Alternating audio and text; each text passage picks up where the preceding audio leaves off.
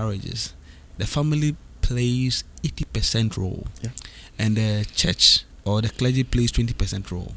But I know that there are some churches that will not allow you, or they don't recognize your marriage if it's not done in the church. Like if it's not a white wedding, they don't recognize it as a marriage. What do you have to say about that? Because I know that what we call white wedding here in Ghana is somebody's traditional wedding.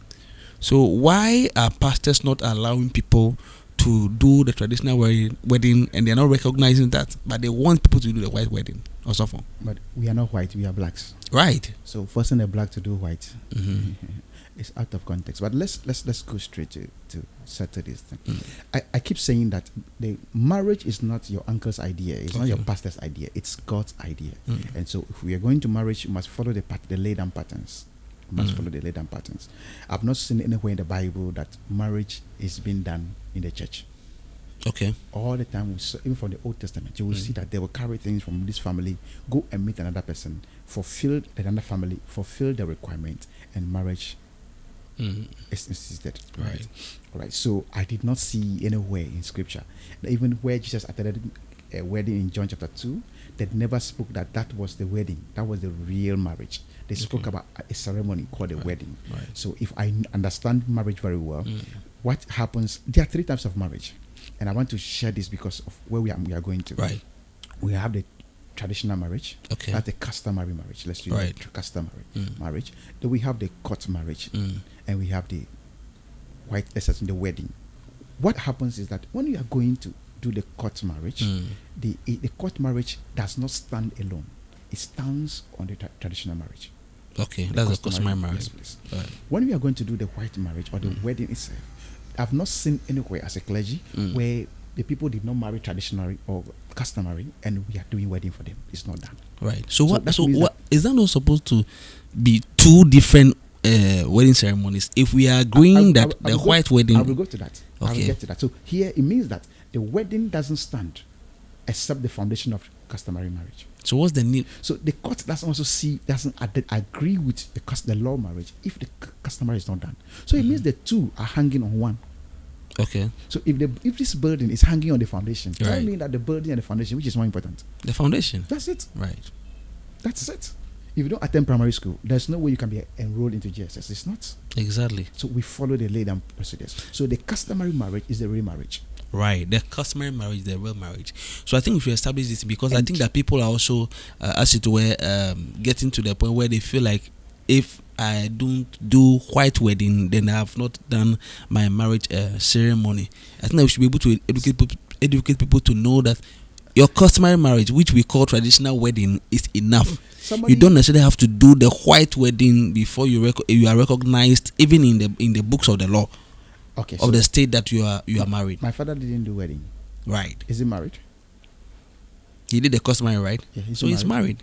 Right. So someone walked in my office and said, a prophet told her that God is not going to bless her because she and the husband did not marry in church. But that is a lie from the pit of hell. Come on. You see, that is the manipulation aspect I'm talking about. Some of these things get me heated up. Although, let me say this, some of this get me heated up, because you see, are you saying that the marriage that is recognized by God Himself, I believe, is a customary marriage? You can't tell me that if you don't do white wedding, God will not bless my marriage. That is not possible. I said it's true because, let me show you why I said it's true. I'm listening. If you go to Jamestown, or if you go to some areas in Accra, right? Do you know you can conclusively say that Ghana is dirty? Yes. There's some areas you go to in Accra here, you can easily tell me that Ghana is dirty. Yeah, there are a lot of tourists who come here and they do that. And say Ghana is dirty. But if I take you to East Legon and Trasaco, you can conclusively see that Ghana is clean, beautiful. So it depends on where you are. Right. So the level of our knowledge determines what we see. Exactly. The height of knowledge determines what we see. Exactly. So when I see somebody saying that, then I know that you are bereft of knowledge. That's right. You are short. You are like Zacchaeus when it comes to knowledge. I think that we have to blame them. That's why our listeners must keep listening to us all the time, right, so that we can feed them with the right knowledge. Let me say this. Let it be on record. Divine Williams, a pastor, relationship counselor, I said this, that under no circumstance should you allow anybody to tell you that if you don't marry in the church, God will not bless you. That is a lie from the pit of hell. If you marry traditional wedding, that is enough. If that is what you can afford, please go for it.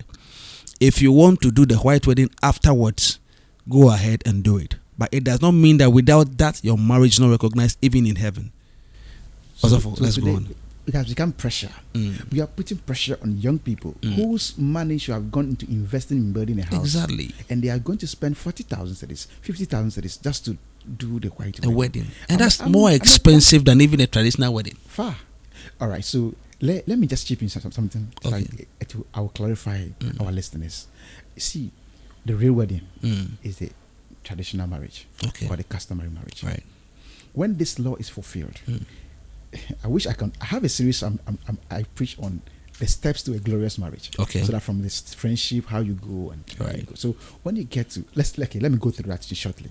First of all, you want to get married, you build friendship. I have 10 friends around me. I've noticed that 2 of them, Ivy and Pamela, looks outstanding in judging them from the WIFE model. So I decided to take Pamela, one of them, for a date. Why am I taking her for a date? I want us to go sit down. Let me know her inwardly, introspectively. Right. So we begin to talk. She tells me about her family, her aspirations, what she wants to do.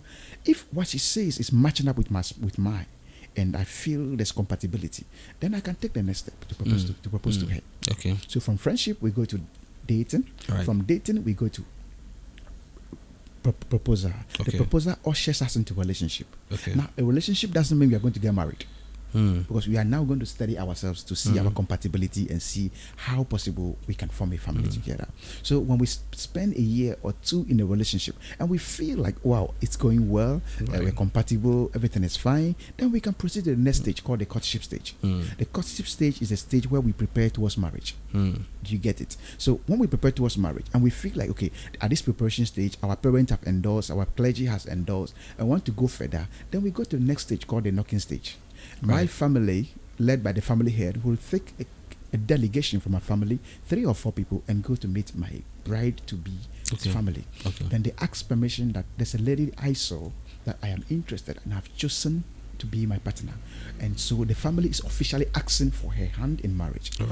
Then when we go for the knocking, the family accepts the knocking and gives us a requirement that in our custom or in our family or tradition, if we are able to provide this and this and this to the family, we can release our daughter from marriage. Okay. So that's what we call the dowry list. Now the list is given to me. I go back home and then with my family we put things together, and then I give the bride family a date by which I will fulfill the laws or the requirements of the family. Right. When I bring those things, those items, in the name of engagement, when I bring those things and they accept it and they endorse it, they release their blessing on their daughter and release their daughter to me. That from their hearts, they have released their daughter to me, to be a wife to me. So on that day, that engagement, the blessings have been released from the parents and from the clergy. That's right. That's why most people bring the clergy even to the engagement. Exactly. So they can release the blessing upon it. Okay. Now, when we finish this marriage, there's a next thing. Now, because the church didn't represent fully 100% at the engagement, which is mostly done in most of the times in their villages or in our family houses, we are saying that they can see Collins kissing Hilda. The church members can see Collins kissing my wife Hilda, and they will think it's fornication. They will go and report me to the pastor that I saw a church members kissing because they were not present at the engagement.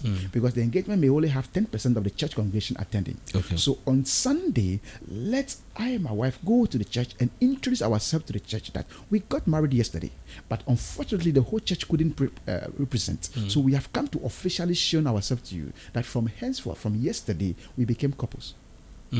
That is what we call a wedding. Right. So the wedding is not a marriage. Okay. Do you get the scenario? So now it has become an occasion that when we now go to introduce ourselves to the church, we have to provide them water and food, which is not. It's not supposed to be the case. Okay. And now we have introduced a lot of things around this ceremony called wedding, which is not even the actual marriage. Exactly. So now this artificial thing that which people are doing out of lack of knowledge has become a system now. That now the church is now based on to think it's a strong system that the church has, as it were, absorbed. But you go for weddings today at churches, and even sometimes the bridal team or whatever they call it, you can have as much as 12 people behind the bride, 12 guys behind the groom. If you look at the cost of one suit times 12, shoe times 12, now the stage light and lighting, all this cameramen, all these things. So why are we doing this to ourselves? It's lack of knowledge. God have mercy. I did the wedding in 2015, but if it's now, you didn't do the wedding.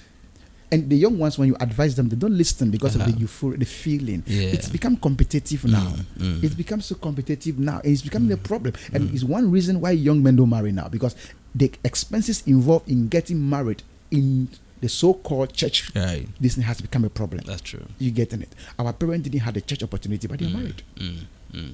And you cannot tell me that when we do engagement and fulfillment of the customary law, you will tell me to come to church for blessing. Which blessing? Exactly. Great John. You know, this is a problem because, you know, I think that the church has to look at this very critically, because, you know, there are people that after doing the traditional marriage, which is the customary one, they are even afraid to touch their wives because they feel like if you do that, you have not completed the process yet. So you have not done a white wedding yet. So some people do their traditional marriage maybe a week or two, sometimes even a month before they do the as it were, the church one. People will do that and are waiting to do the church wedding. If it is 1 month, 2 months, they are waiting for that period, finish the church wedding before they touch their wives. Because of these things, it's unfortunate. Also, if you do customary marriage, as far as I'm concerned, go and have fun with your wife.